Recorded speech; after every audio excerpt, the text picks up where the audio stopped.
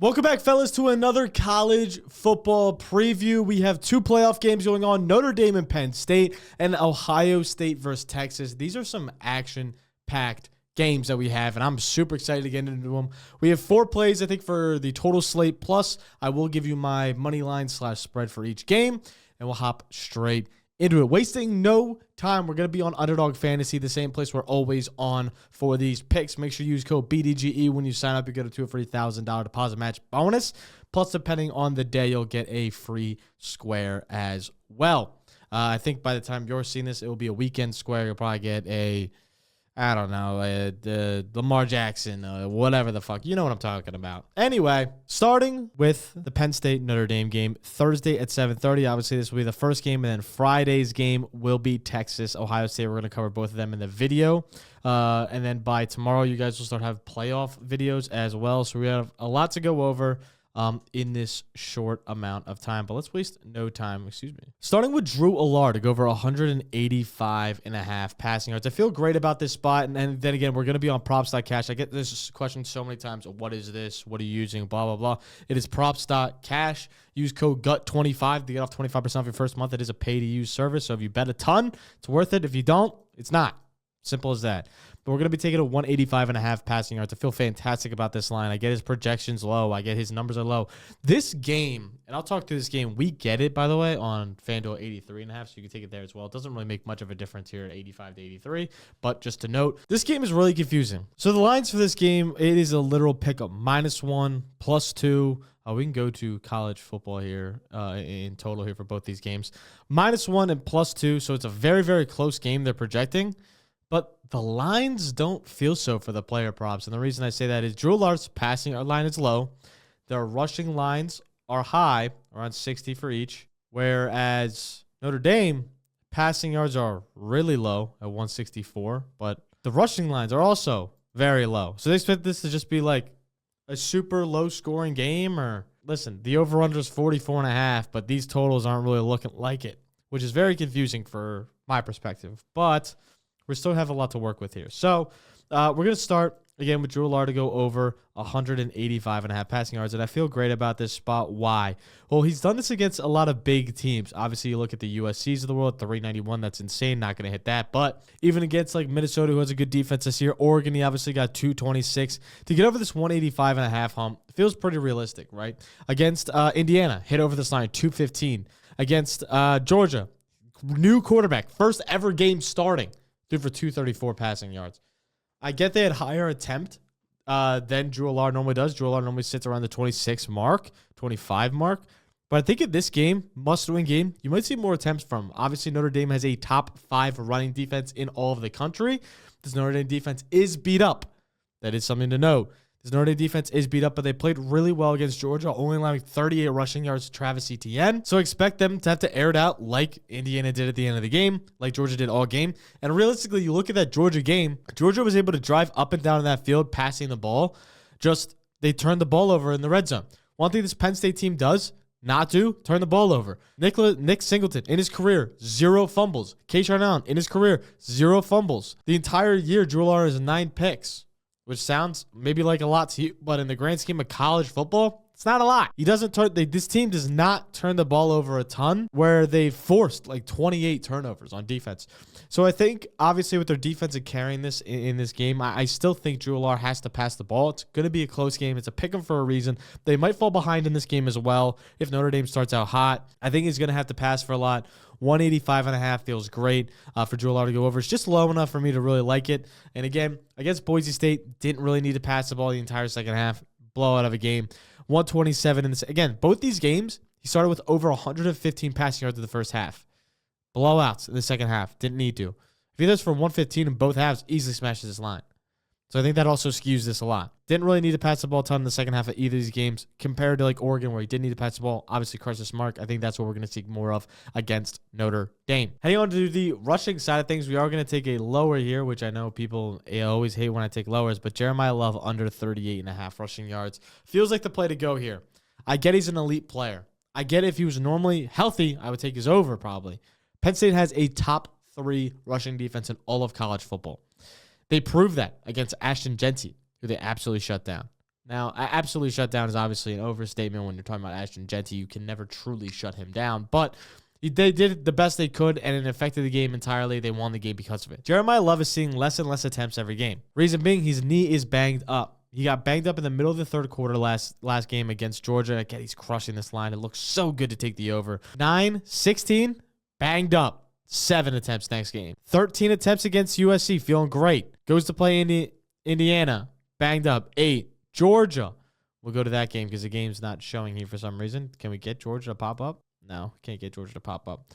Let's go look up Georgia. Against Notre Dame, he gets injured in the third quarter, doesn't return. He had 10, not even 6 carries in that game for 19 yards. 6 carries for 19 yards last game. Against a Penn State stifling defense, it's one of the best in the country. I feel like you got to lean the lower here. Knee's not really working right. Clearly not 100%. Getting taken out of games. Out of the respect for Jeremiah Love, they're going to play him, but he's not good to go. And especially with knee injuries on running backs, you never play around those. Obviously, you want his health is the best interest here. I don't really care. Also, it's not going to be good for him to run the ball. Like he's not going to get you positive gains and push forward with a bad knee against a tough Penn State defense. I think lean the lower here at 38.5. It's just too high for a guy that's probably going to see around 5 or 6 attempts in the game. And if they fall behind at all, he's not going to be a passing down back for them right now. I think we easily lean the lower here for Jeremiah Love. That's really all I have for this game as of right now. My pick'em for this game, if you couldn't tell the way I'm leaning, is going to be Penn State. Again, getting them a +2 feels great. +1.5 feels great. Taking their money line at plus some money feels great. I think I'm definitely leaning Penn State. It's just, I get the hype around Notre Dame, and they look good, but they also did just play a quarterback who's played his first game ever as a starter. And before that, they played an Indiana team that just wasn't meant to be there. Yeah, it's a tough spot, but Penn State's a healthier team, which is the way I look at the end of the day. Notre Dame has been rotating guys on defense all season. Notre Dame also now just lost their number 1 offensive weapon in Jeremiah Love. It's tough to come back from against one of the top, if not the top, defense in the entire college football landscape. Penn State is truly looking like the best defense, and they're playing like the best defense. They're rolling right now. It's really hard for me to bet against Penn State here, so I gotta lean Penn State. Heading on to our next picks, I'm going to stay on underdog here. But again, for Friday's game, a lot better of a game in my opinion. I think OSU Texas could turn into a shootout. Despite them having some of the best defenses in the entire league, they also have some of the best offenses in the entire league. And that's why we're going to lean into that offense with the best player in all of college football right now, Jeremiah Smith. I'm going to be honest, I might alt him to go over fucking 100. He's like that. He's playing different. Going over 100 back-to-back games, just had 189 yards last game. Something insane like that. Yeah, 187 yards last game. He's insane. He's bred different. He's the best player in college football right now. If he could go in the draft right now, he probably would be the number 1 overall pick. There's just no one better than him. There's no one better than him. He's a specimen. Him needing to play out 2 more years, it just bothers me. It makes no sense. He should go in the league tomorrow. But he's not. So we're going to lean the over there. Jeremiah Smith playing out of his mind, playing great ball. I understand the defense of Texas has looked elite. I also think their strength of schedule says a lot. Texas really has not faced up against an elite wide receiver like Jeremiah Smith all season. And even ASU was able to drive up and down the field on them last game. I think OSU is going to be able to do something similar. They're getting creative ways to get him involved, putting him in the slot. They matched him up against a lot of safeties and linebackers last time. I think Texas is going to try to be prepared for it, but you can never truly prepare for it as the offense is going to use him in motion and try to break a lot of their coverages. And Jeremiah's just freaky different. I like his receptions too. If you'd rather take that, I don't see where his receptions are here. 5.5 receptions also feels great for him to get 6. He's going to be a focal point in this offense if they want to win. He's going to have to be, and I think Jeremiah gets it done here as continuing to be just the best player. The other player I'm going to lean the under on is Jaydon Blue. We're really going over, under.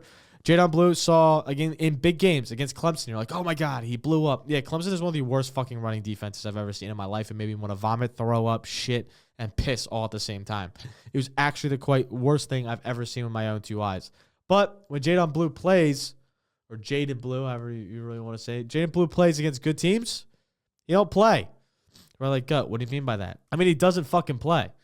Look at his rushing attempts against the past 2 good teams he's played.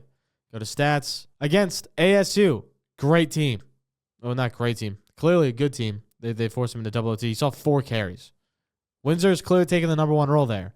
Clemson, mix him in. Get him some touches against a bad run defense. Sure, big game. Georgia, great defense. 2 carries. Texas A&M, big game, 5 carries. Florida, big game, 5 carries. I mean, you can say maybe Kentucky was a big game, maybe. UGA, big game, 0 carries. He's turned into a receiving back, and that's just what he is. When the game matters the most, he is irrelevant. Even against Michigan in week 2, 9 carries. He's not their number 1 back. He's not used unless it's a blowout or the team stinks against the run, which OSU, top 2 run defense in all of college football, and sadly, not number 2. They're the number 1 rushing defense in all of college football. Again, obviously plays in their schedule, but number 1. That's how it is. They shut down Oregon. I get Jordan James went down with an injury, but it doesn't even matter when they just shut him down in general. So I think it's very apparent that this OSU team wants to stop the run. Jaydon Blue's clearly been phased out of this offense in big games that matter. I think he's easily going to go under this mark here today. So I feel fantastic about that and the read we have on him. Those are my plays. Those are my 4 plays. We're going to take a pick 'em here. I think like my gut wants to say Ohio State's going to blow them out. But I think the best take here is the over at 52.5. I feel like it could turn into a shootout. I feel like this could end up being a high-scoring game. I lean the over at 52.5 as a team total. It could go. I don't feel great about it putting super big money lines on this. If I had to lean anyway, I'm taking 5.5 for OSU. If I had to lean anyway, it'd be the over here. That's not going to be financial advice. I just can't with that. So these are the plays I have. Pick'ems. I absolutely love these picks. Hope you guys do too. Make sure to comment what you guys think, how you guys think the games are going to play. I always like some good banter in the comments below. Never offended if you guys hate a play. Never offended if you guys like a play, whatever. I'd like to hear your guys' thoughts. So make sure to comment below what you guys are taking and what your guys' thoughts are on these 2 games and how you think they're going to play out. I know a lot of people are on Notre Dame, a lot of people on Texas. So excited to hear it. Catch you guys next time. Make sure to like, subscribe, all sorts of fun shit down below. I'll catch you guys next time. Peace.